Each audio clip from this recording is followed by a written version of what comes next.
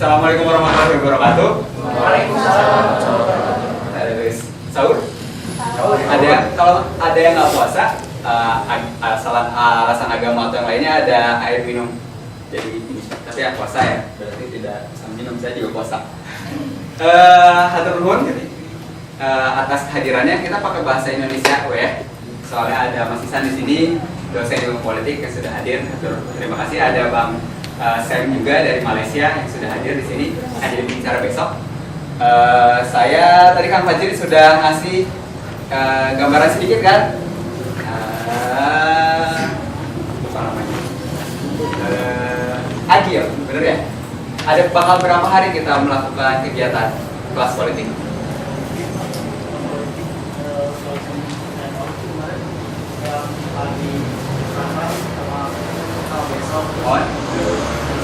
Jadi ada berapa total hari ini? 6 hari, oke. Karena ada 6 hari, saya akan kasih kalian tepuk jenis tepuk tangan 6 jenis. Jadi satu hari saya kasih satu buat energi kalian. Yang pertama gini, bisa? Saya kasih namanya track one. Track one. Ulang. Track one. Track one. Kasih 2 ya, ini soal masih gampang. Track 2. Track 2. Track 1. Track 2. Ya, sip. Jadi nanti diingat sampai ke-6 nanti saya kasih cicil satu-satu. Jadi ibu dapat sudah bayar 3 betul aja bu. Harusnya dikasih 2 layer kali ya. Jadi 2 baris cukup. Nah, dikasih 2 baris aja bisa. Dan kalau di depan yang lain. Saya akan 20 menit ke depan saya akan menjelaskan sekilas tentang pendidikan politik muda karena akan padat semuanya. Ini nama kegiatannya. Oke, ada yang kenal? Siapa dia? Tahu ya. Ini Mr. Aceh Fikri dan publisitasnya diterbitkan dari Associated Press. Saya dapat dari Huffington Post dari USA. Jadi sudah terkenal sampai mancanegara Garut ini karena former bupati kita. Dan judulnya adalah Divorce via text message to teen wife after 4 days protest follow. Enggak satu berita, ternyata beberapa berita ke belakang ya, yang memperlihatkan bagaimana proses politik di Garut. Yang mengawasi bukan nasional kan, kalau nasional pasti sudah jenak sekali kan, yang kuliah di Garut atau yang di luar atau dimanapun pasti orang mana Garut, saudara Aceh ya. Dari situlah, ini adalah latar belakang kenapa kita bikin pendidikan politik muda. Latar belakangnya adalah kita kesal sama pemerintahan sebelumnya. Sebelumnya juga kalau ingat di 2004, bupati yang pertama dipilih secara pemilu kada walaupun tidak langsung, Pak Agus Supriyadi juga terkena kasus korupsi dan harus berhenti di tengah jalan. Ada peluang tanggal 8 September ini kita bakal pemilu kada lagi tahun 2013 untuk di Garut. Kalau sampai bupati yang sekarang terpilih dan dipotong di tengah jalan lagi, taruhlah ada kasus apa? Kalau ini kan nikah siri, sebelumnya korupsi misalnya, selanjutnya kena santet misalnya, akan memalukan untuk kita, untuk kami gitu, apalagi kita punya tanggung jawab di situ. Ini latar belakangnya dari situ sesederhana itu. Nah hasil gitu, saya tampilkan di sini teman-teman bikin pendidikan politik muda karena bapak ini yang menjadi trigger, tapi ada masalah lebih besar. Next. Nah, ada masalahnya, tapi ada potensinya. Anak muda, kekuatan, sama masa depan. Di Garut, anak muda yang usianya 15 sampai 25 tahun ada 520.000 orang, hampir setengah juta jiwa. Kalau dilihat dari siapa yang sudah punya pilih? Semuanya? Iya, udah 17 tahun lalu. Terus saya nanya, yang punya hak pilih di bawah 25 tahun ada sekitar 20 sampai 23% kalau milih semua. Which itu angka yang cukup besar menentukan siapa yang akan jadi bupati selanjutnya. Nah, kita potensinya besar. Terus kemauannya ada. Yang datang ke sini semuanya tadi bilang saya mau belajar tentang politik lebih banyak. Dan bagusnya anak-anak muda masih boleh dikatakan masih bersih. Ini kalau misalnya ada yang nanya, ini spanduknya yang ngasih calon yang mana? Kita sama sekali nggak ada agenda dari calon. Kita nggak terima funding dari calon, tidak terima support dari partai politik. Beneran self selama ini dari kita, tapi kita juga lagi cari kerjasama sama KPUD, sama KPU Pusat. Jadi agendanya adalah kenapa kita bikin pendidikan politik muda untuk mengeluarkan aspirasi dari anak muda sendiri. Visinya 2. Udah baca outline belum? Saya sudah kirim email loh, panitia. Udah baca outline? Belum. Gak apa-apa. Visinya 2. Yang pertama adalah menjaga. Kita mau mempromosikan pemilih rasional ke anak muda. Jangan sampai yang 20% ini dibayar 10.000 sampai 15.000 untuk milih calon A atau B atau C. Itu kejadian di 2 pemilu kada sebelumnya. Pas serangan fajar dikasih 15.000, milih orang yang beli suara kita. Setelah itu malah dia korup 15 triliun uang yang harusnya buat hak kita.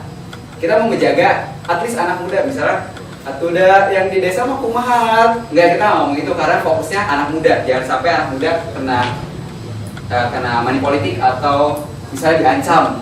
Jangan kalau untuk milih kayak sama pacarnya diputusin misalnya, ada ancaman itu, jangan sampai. Jadi beneran milih karena jadi pemilih rasional, nanti ada trik-triknya. Yang kedua, ini adalah simbol anjing sebenarnya, watchdog. Kita nggak bakal berhenti dari 8 September pemilu kada selesai, ini selesai, enggak. Kita mau ngedorong selama 5 tahun ke depan tetap ada wadah untuk mengawasi pemerintah. Ngawasin bukan cuma ngeliatin di koran aja, selama ini kita ngeliatin di koran, tapi suara kita bisa masuk ke sana, kepentingan kita bisa masuk ke sana. Saya pengen, katanya sekolah gratis, tapi kenapa adik saya masih mesti bayar buku, masih bayar uang rekreasi, lalu katanya gratis full gitu. Suara kita masuk ke sana, kita ngedorong supaya jadi ada komunitas anak muda yang bisa mengawasi pemerintah selama at least 5 tahun ke depan sampai pemilu kada 2019. Next. Nah, prinsipnya, saya ada naik gelapnya tempat itu. Prinsip pendidikan politik muda ada 4. Yang pertama partisipatoris. Jadi ini bukan satu arah dari kita aja. Kita ngundang kalian. Harusnya 52 orang yang datang mewakili. Jadi kalian sebenarnya mewakili 1 dari 10.000 orang anak muda yang di usia kalian. Ngajak lebih banyak orang supaya partisipasi. Kita mau dengar suara kalian. Kita mau dengar ide-ide kalian. Yang kedua, prinsipnya harus mudah diakses dan inklusif. Kemarin kita coba buat undang teman-teman juga dari yang dari selatan. Ada yang dari selatan nggak hadir hari ini? Yang dari Pamungkut? Belum ya? Ini kebanyakan dari utara. Terus kita ngajakin juga pendekatan sama teman-teman dari anak muda dengan aktivis HIV, AIDS, terus dengan disabilitas, terus anak muda dari golongan minoritas etnis atau agama, tapi hari ini sebenarnya belum bisa hadir, mudah-mudahan besok sudah bisa hadir. Yang ketiga adalah bottom up, harusnya dari bawah, dari pemuda, dari atas. Ini program bukan program yang dikasih sama SBY bilang, halo Rizkan, tolong buat pendidikan politik muda. Enggak, ini kita dari atas, kita coba buat nekan ke atas.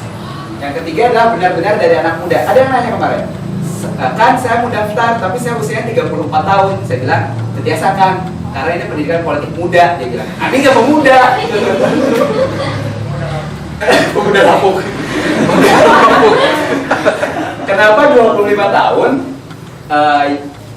PBB, Persatuan Bahasa-Bahasa, ngasih definisi anak muda itu di bawah 25 tahun, 15 sampai 25. Kementerian Pemuda Olahraga berapa tahun ya? 30 kalau nggak salah. Ada organisasi kemudaan di Jakarta, bahkan definisi pemuda sampai 40 tahun. Kalau pemudanya 40 tahun, kolotnya seberapa tahun? Jadi saya bilang, ini harus anak muda, benar-benar kepentingan anak muda gitu, karena kita cukup banyak populasinya. Next. Nah, goalsnya ada 4. Perjalanan pendidikan politik muda yang bisa ada paling nggak ada 5 kegiatan. Yang pertama, kita mendorong teman-teman untuk mengidentifikasi masalah. Masalahnya nanti dilihat. Yang kedua, harus mendengarkan suara dari anak muda.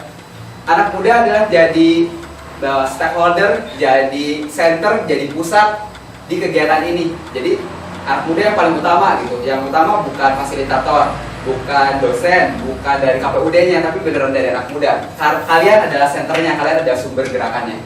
Yang ketiga, mengadvokasi kepentingan anak muda secara langsung ke pemerintah lokal. Suara kalian, saya pribadi jamin, dan teman-teman panitia usahain do the best supaya tidak sia-sia. Ya pakai kerja puasa, ngabuburit tadi, ngabuburit capek, ngobrol banyak, terus noting gitu hasilnya kan. Kita coba hasilnya kita deliver ke para kandidat at least.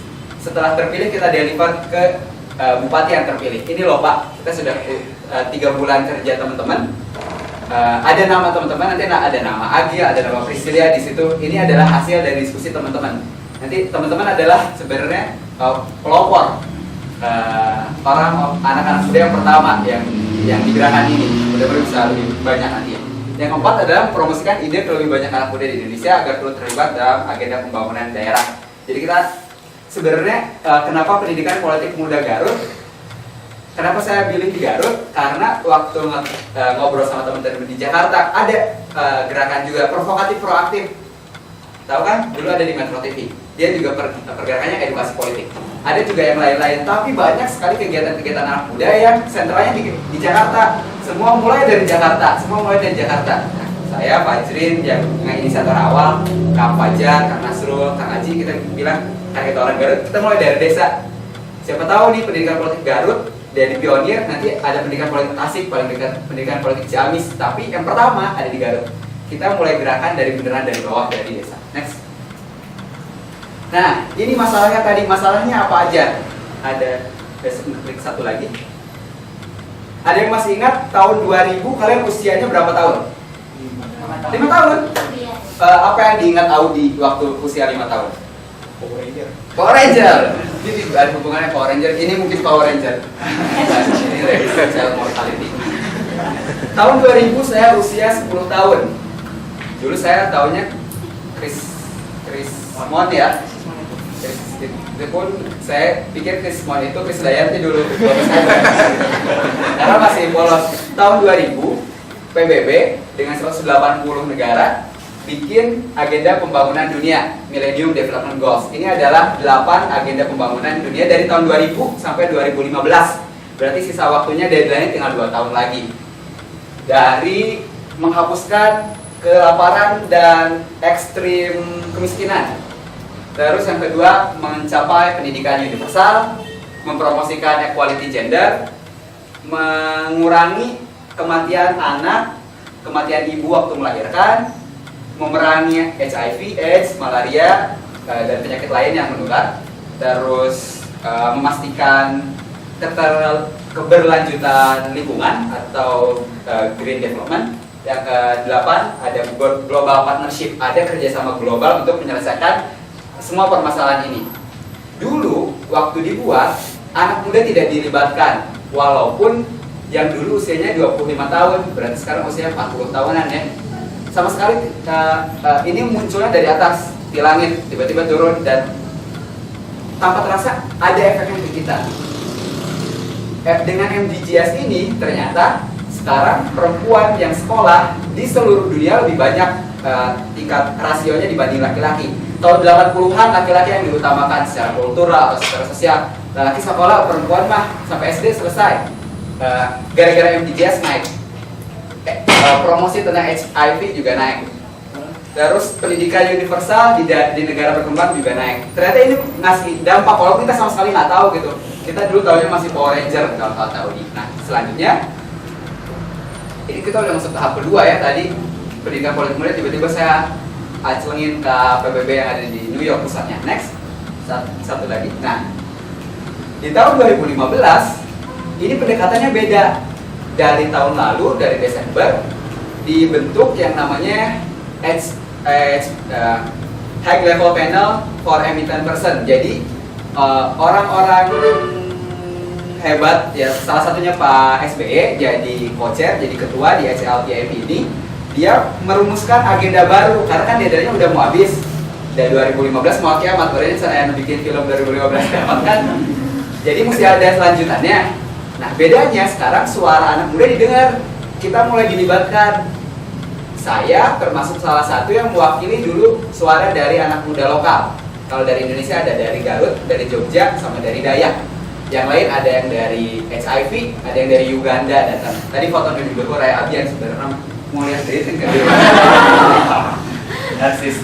Itu di Bali kemarin. Jadi anak muda dilibatkan. Tidak hanya anak muda. Ada petani datang, ada NGO datang, ada perwakilan dari gerakan perempuan datang, jadi semuanya didengar, akhirnya menghasilkan rumusan agenda pembangunan ini. Jadi ada 12 poin. 12 poin ini yang akan kita bahas selama 5 pertemuan ke depan. Dari masalah kemiskinan, equality gender, masalah perempuan dan anak perempuan, terus pendidikan, masalah kesehatan, ini masalah pangan dan gizi, masalah air, itu energi, lapangan pekerjaan, masalah environmental, sumber daya alam, terus masalah kelembagaan, civil society yang damai, dan global partnership, kerjasama global. Nanti kita detailnya akan dijelaskan lagi. Nah, hubungannya dengan Garut apa gitu? Yang tadi Nuluhur itu hubungannya sama Garut apa? Di Garut sekarang udah ada rencana pembangunan jangka panjang daerah 2005-2025. Terus nanti tiap bupati baru dia bikin rencana pembangunan jangka menengah daerah. Yang kemarin Om Aceng dan Om Diki bikin 2009-2014. Kalau mau ada aksesnya saya punya kopiannya. Biasanya sih masih bukan common sense, apa namanya ya? Normatif, atau saya juga tidak tahu ini kenapa isu ini yang jadi prioritas di Garut gitu. Karena biasanya anak muda cuma dijadikan objek. Jadi anak muda bertanya hal-hal jadi itu kudu diajakan gitu. Bayar tapi itu kudu diajakan asalnya termarginalkan, kelompok marginal, padahal kita besar 20%. Nah, terus setiap tahun mereka bikin APBD, anggaran, ada budget. Kemarin itu budgetnya berapa? 2,1. Waktu Om Aceh, jadi beneran kurang ternyata. Nah, ini. Waktu Pak Aceh pertama masuk itu 1,3 triliun, sekarang 2,1 triliun. Berarti ada penaikan berapa miliar? 800 miliar. Penaikan 800 miliar. Tadi siapa yang bicara? Abi 3 tahun kuliah. Tapi nggak, siapa namanya? Maaf. Alfian bilang, tapi 3 tahun kuliah, nah ada perubahannya, padahal nambah 800 miliar itu hampir 3 tahun, ya nambahnya lumayan gitu gede. Jalan beki bolong kayaknya. Abi ka Bayambong aya nama terbiasa asa off-road ke Bayambong. Ya, checking di jalan. Karena kita selalu dijadikan objek. Kalau kita jadi subjek, kalau kita jadi focal point, harusnya kita bisa, saya punya kepentingan ini, saya punya ini. Apalagi hubungannya sama rencana jangka pembangunan panjang daerah. Saya masalah jangka pembangunan daerah jangka panjang itu bisa direvisi nggak di sana? Nggak bisa. Oh, at least kalau Garut tidak mendengarkan, kita bisa ngobrol langsung ke PBB. Kita butuhnya ini gitu. Karena kita bakal hidup 2025, usia kalian bakal berapa? Abi 35 tahun. Sudah tidak pemuda lagi. Dan saya bakal hidup di sana. Apa yang saya bakal lakukan bakal kena impact dari kebijakan-kebijakan ini gitu. Makanya harus evolve dari sekarang. Ekspektasi anak-anak muda biasanya gede bisa. Kayak tadi ekspektasinya, nanti kita ada workshop siang jam 11. Kita lihat ekspektasi kalian sama Garut, sama dunia ke depan sebesar apa. Biasanya anak muda mah ekspektasinya masih optimis besar. Dan potensinya unik, backgroundnya unik. Generasi kita punya resource lebih banyak. Kita enak punya Facebook, punya Twitter kan? Ya tahun 2000 saya ada Facebook, saya ada Twitter. Apalagi angkatan bapak kita gitu. Jadi kita sebenarnya melinkage lebih mudah sekarang. Next. Nah, karena itu kita bikin gerakan pendidikan politik muda, geraknya sama yang teman-teman di global juga, kayak IFL provokatif di Jakarta. Kita lagi melakukan pendekatan ke mereka, mudah-mudahan nih di acara Lokalian Summit ada teman-teman dari IFL sama provokatif datang. Kang Fajar sudah presentasikan pendidikan politik muda di UBS Ethics Institute di Bangkok. Bulan apa Kang Fajar? Bulan kemarin ya? Ya, dia ke representasi gitu. Crisis Development, GES, Rock the Fort, ini beberapa gerakan yang juga mempromot MDGs, POS 2015 agenda, juga pendidikan politik worldwide gitu. Jadi sebenarnya kita kayak gerakan rame pendidikan politik muda Garut kumpul tegaul gitu. Itu juga kita ada linknya yang lebih gede nanti. Next. Nah, intinya poinnya adalah usaha kita hari ini, walaupun saya belum kelihatan, kita mau turut menjaga demokrasi di Indonesia. Kalau kita beneran percaya sama yang namanya demokrasi, terus saya memang Uideka zaman zaman kerajaan. Jadi Abi menjadi hamba sahaya deh. Nah nanti kita lihat Mas Ustaz selanjutnya bakal ngomongin kenapa kita mesti pilih demokrasi, kenapa kita mesti menjaga demokrasi. Next. Turun. Selanjutnya di slide saya ada email, upami badai kotak, upami badai nomor telepon, oke bangga. Tapi tong neror Abi. Atau nyukur pulsa Abi bagaimana dibahaskan. Turun atas perhatiannya. Wassalamualaikum warahmatullahi wabarakatuh.